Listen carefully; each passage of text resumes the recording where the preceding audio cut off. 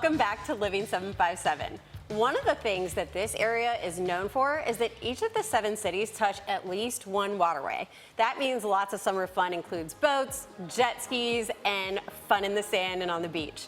But Quincy, do you know what to do if you get into an accident when you're having a day at the bay? Yeah. You help. Do? Yell it. Help.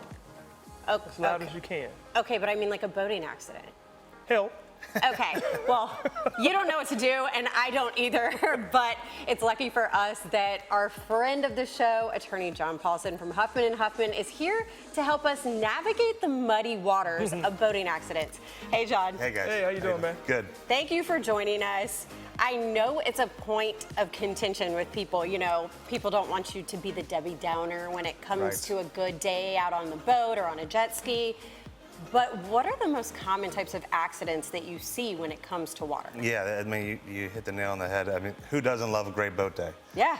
But boats don't have seatbelts, right? And we talk about defensive driving all the time.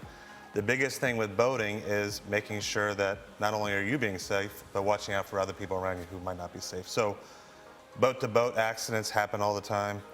In our rivers, there's sandbars. People are going too fast and they hit sandbars.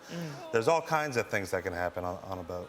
Yeah, and obviously if you hit a sandbar, then now that's like you get thrusted. Thrusted, I've seen it before. So it's yeah, like absolutely. running aground, right? That's right. You're going 25 miles an hour, and now you're going nothing, and that's an easy way for people to get injured. Yeah, well, we don't want to show that type of injury, but we do have a ship that's mine called the SS Quinston, I think is what it's called, yes.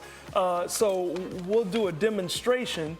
You know, the boat is not going to make it, but it's going to be in the water, and we're going to try to see, here's yours, how many accidents or how many mistakes can a person make before a boat sinks. So I'm just going to throw 2 mistakes. 2? Yeah, 2. Why do you get 2? Well, because... Go ahead, John. We should have let our guest go first. Oh, Sure. John. I'll do one. Oh, 1 mistake. One mistake. Yeah. Okay. Now, while we're... Okay. I was like, please make it. Please make it. All right, yeah. While we're tossing poorly, are the laws kind of... How are they the same and how are they different than vehicle laws? Well, a lot of them are the same, but you know, most people, like you kind of alluded to earlier, talk about being carefree on a boat, but in a lot of ways, the boat laws are much more strict. Obviously, alcohol comes into play, especially when on a boat. Right. That's part of going boating sometimes. There it goes. Told you I was going to miss one. But certainly, there's the same type of alcohol laws where you can't operate a boat under the influence. But a lot of them are the same. I mean, the big thing is if you are injured as a result of somebody's negligence on a boat, you need to report it. Right. And you have a certain time period to report it. And, you know, the biggest thing with boating, in my mind, is the smaller watercraft. It's taking jet on, skis. the SS Quinston is starting to take on some water. Now, another fun boating activity is jet skiing. Right. Now, I have my experience in jet skiing. A lot of mistakes are happening, and this boat hasn't sank yet. But like, talk about the difference of the safeties with jet skis. Sure. Jet skis can be dangerous watercraft when they're not operated properly. You have to be 14 years old to drive one. Brad Huffman actually told me something today. I was talking to him about this today, that when you're driving a jet ski, and I didn't know this, I don't have too much experience with a jet ski, and you take your hand off the throttle, you have no control of Exactly. Is that right? Yeah. So I would imagine if you're not an experienced jet skier, then certainly, Ashley, you're not doing great. All of your mistakes are missing miserably. But I'm the drunk person on the boat that you shouldn't let drive. Right. So if you're operating a jet ski, certainly have some experience and be careful.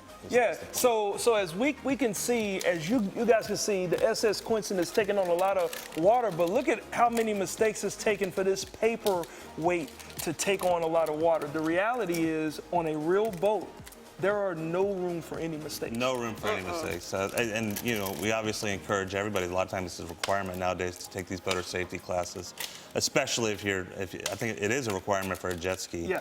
And even if you're driving a boat, to at least know the general rules of the water. Got Now, you. And Are the boat and jet ski laws different, or are they the same?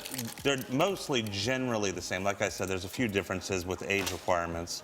But whenever you're driving a boat, you'll have to make sure you're following the markings, driving on the proper side of the road or the waterway. Yeah. And the biggest thing is just making sure you're aware of other boats in your vicinity.